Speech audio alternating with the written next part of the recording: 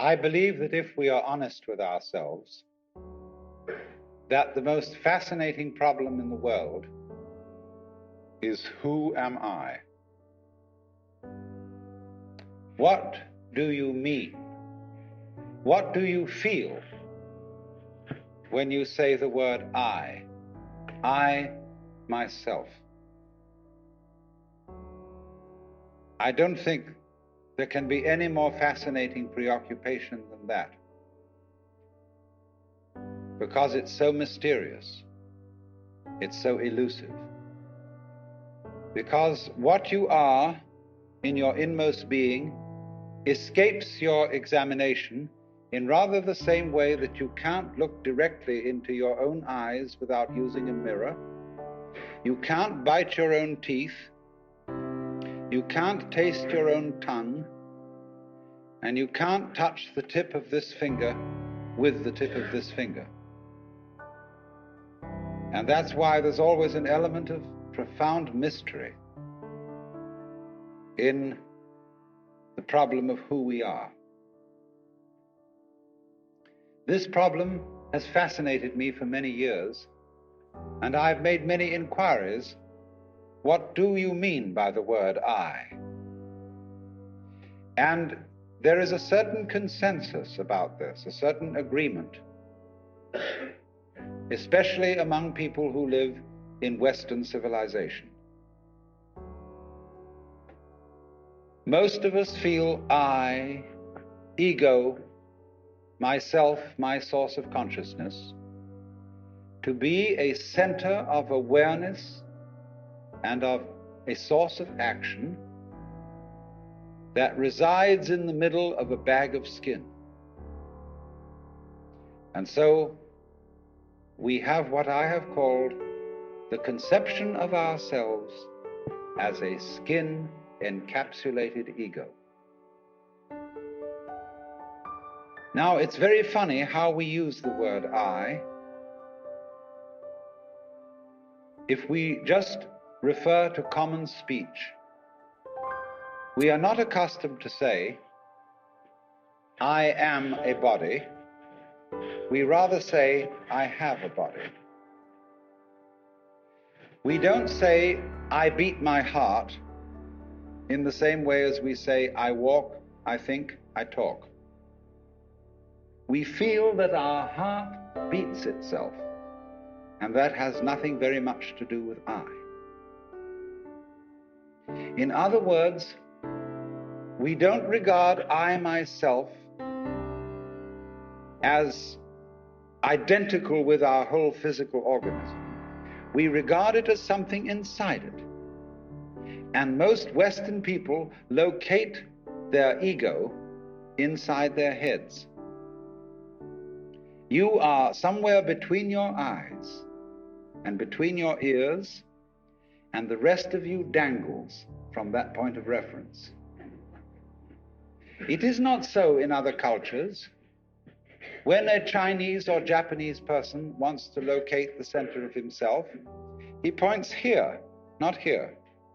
Here to what Japanese call the kokoro, or the Chinese call shin, the heart, mind.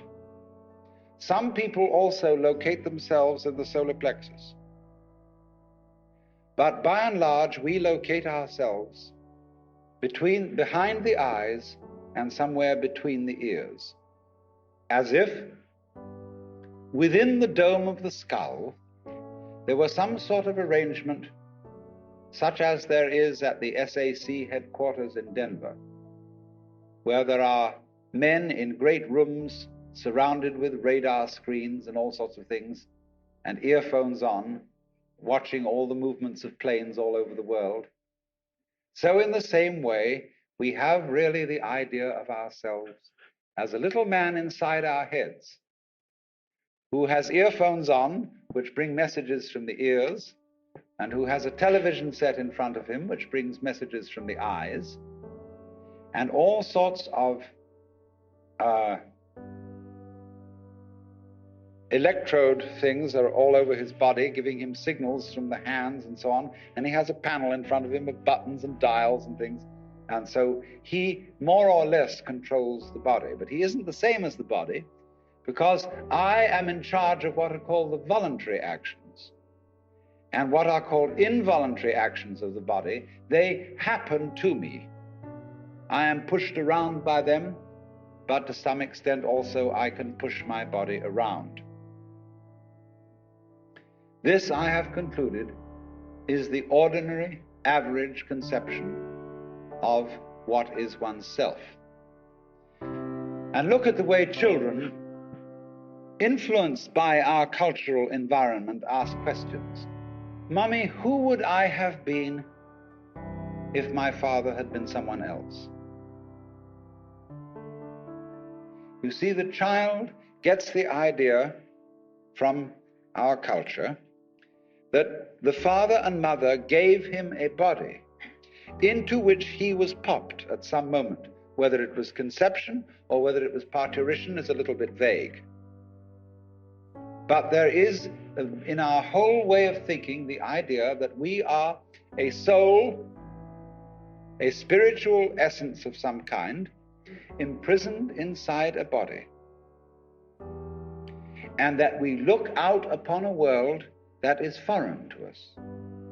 In the words of the poet Houseman, I, a stranger and afraid, in a world I never made. And so, therefore, we speak of confronting reality, facing the facts. We speak of coming into this world.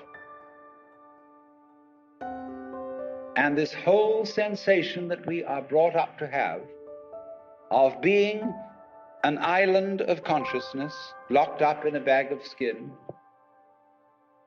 facing outside us a world that is profoundly alien to us in the sense that what is outside me is not me. This sets up a fundamental sensation of hostility and estrangement between ourselves and the so-called external world. And therefore, we go on to talk about the conquest of nature, the conquest of space, and view ourselves in a kind of battle array towards the world outside us. I shall have much more to say about that in the second lecture. But in the first now, I want to examine the strange feeling of being an isolated self. Now, actually, it is absolutely absurd to say that we came into this world. We didn't. We came out of it. What do you think you are? Supposing this world is a tree. Are you leaves on its branches, or are you a bunch of birds that settled on a dead old tree from somewhere else? Surely, everything that we know about living organisms from the standpoint of the sciences shows us that we grow out of this world, that we, each one of us, are what you might call symptoms of the state of the universe as a whole. But you see, that is not part of our common sense. Western man has for many centuries been under the influence of two great myths. When I use the word myth, I don't necessarily mean falsehood. To me, the word myth signifies a great idea in terms of which man tries to make sense of the world. It may be an idea, it may be an image. Now, the two images which have most profoundly influenced Western man are, number one, the image of the world as an artifact. Like a carpenter's table, or a jar made by a potter. Indeed, in the book of Genesis, there comes the idea that man was originally a clay figurine made out of the earth by the Lord God, who then breathed into this clay figurine and gave it life.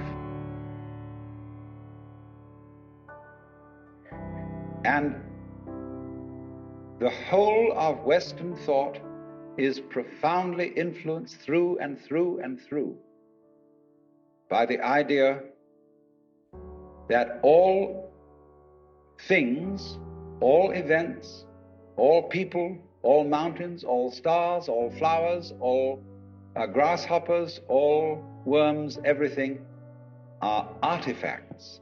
They have been made. And it is therefore natural for a Western child to say to its mother, "How was I made?" That would be quite an unnatural question for a Chinese child, because the Chinese do not think of nature as something made. They look upon it as something that grows, and the two processes are quite different. When you make something, you put it together, you assemble parts, or you carve an image out of wood or stone, working from the outside to the inside. But when you watch something grow, it works in an entirely different way. It doesn't assemble parts. It expands from within and gradually complicates itself, expanding outwards, like a bud blossoming, like a seed turning into a plant. But behind our whole thought in the West is the idea that the world is an artifact, that it is put together by a celestial architect, carpenter, and artist, who therefore knows how it was done. When I was a little boy, and I asked many questions which my mother couldn't answer, she used to resort in desperation to saying, "My dear, there are some things that we are not meant to know." And I said, "Well, will we ever find out?" And she said, "Yes, when we die and we go to heaven, it will all be made clear." And I used to think that on wet afternoons in heaven, we would all sit around the throne of grace and say to the Lord God, "Now, just why did you do it this way? And how did you manage it that?" And he would explain it and make it all very clear. All questions would be answered. Because as we have popularly, in popular theology, understood the Lord God, he is the mastermind who knows everything. And if you ask the Lord God exactly how high is Mount Whitney to the nearest millimeter, he would know exactly like that and would tell you. Any question. The Cosmic Encyclopedia Britannica.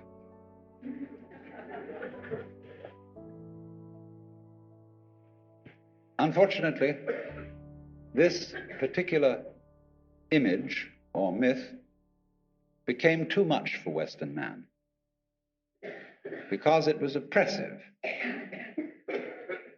To feel that you are known through and through and watched all the time by an infinitely just judge. I have a friend, a very enlightened woman. She's a Catholic convert, but a very enlightened Catholic. And in her bathroom, she has on the pipe that connects the tank with the toilet seat a little framed picture of an eye. And underneath in Gothic letters is written, "Thou, God, seest me." Everywhere is this eye watching, and judging you, so that you always feel you're never really by yourself. But the old gentleman is observing you and writing notes in his black book. And this became too much for the West, became oppressive. They had to get rid of it. And so instead, we got another myth the myth of the purely mechanical universe. This was invented at the end of the 18th century, became increasingly fashionable throughout the course of the 19th century and well into the 20th century, so that it is today's common sense. Very few people today really believe in God in the old sense. They say they do, but they really hope there is a God. They don't really have faith in God. They fervently wish that there was one and feel that they ought to believe that there is. But the idea of the universe being ruled by that marvelous old gentleman is no longer plausible. It isn't that anybody's disproved it, but it just somehow doesn't go with the vast infinitude of galaxies and the immense light-year distances between them and so on. So instead, it has become fashionable, and it is nothing more than a fashion, to believe that the universe is dumb, stupid, that intelligence, values, love, and fine feelings reside only within the bag of the human epidermis, and that outside that, the thing is simply a kind of a chaotic, stupid interaction of blind forces. Courtesy of Dr. Freud, for example, biological life is based on something called libido, which was a very, very loaded word. Blind, ruthless, uncomprehending lust. That's the foundation of the human unconscious. And similarly to thinkers like of the 19th century, like Ernst Haeckel, even Darwin, T.H. Huxley, and so on, there was this notion that at the root of being is an energy. And this energy is blind. This energy is just energy, and it's utterly and totally stupid. And our intelligence is an unfortunate accident.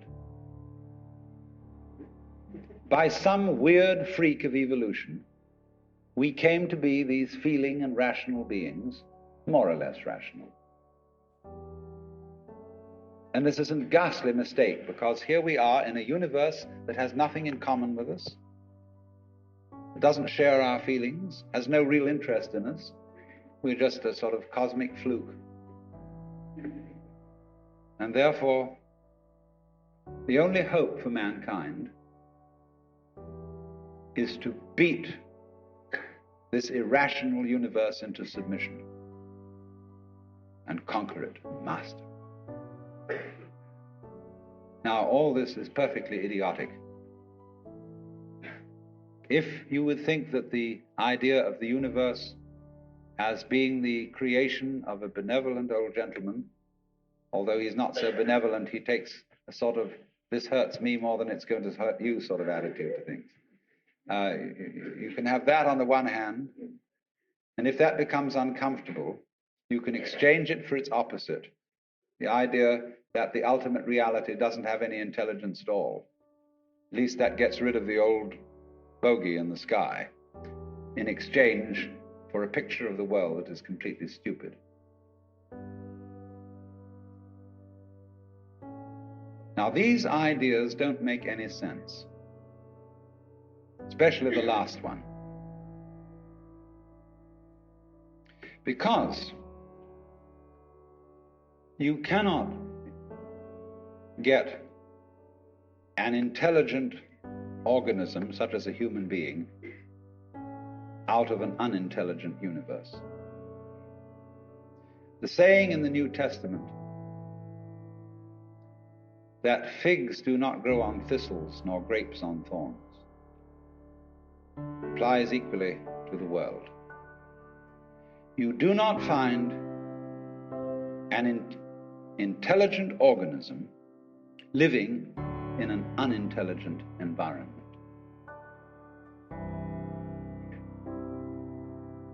Look, here is a tree in the garden, and every summer it produces apples, and we call it an apple tree. because the tree apples. That's what it does. All right. Now here is a solar system inside a galaxy. And one of the peculiarities of this solar system is that at least on the planet Earth, the thing peoples. In just the same way that an apple tree apples. Now, maybe 2 million years ago, somebody came from another galaxy in a flying saucer and had a look at this solar system, and they looked it over and shrugged their shoulders and said, just a bunch of rocks. And they went away. Later on, maybe 2 million years later, they came around and they looked at it again. And they said, excuse me, we thought it was a bunch of rocks, but it's peopling. And it's alive. After all, it has done something intelligent. Because you see, we grow out of this world in exactly the same way that the apples grow on the apple tree. If evolution means anything, it means that.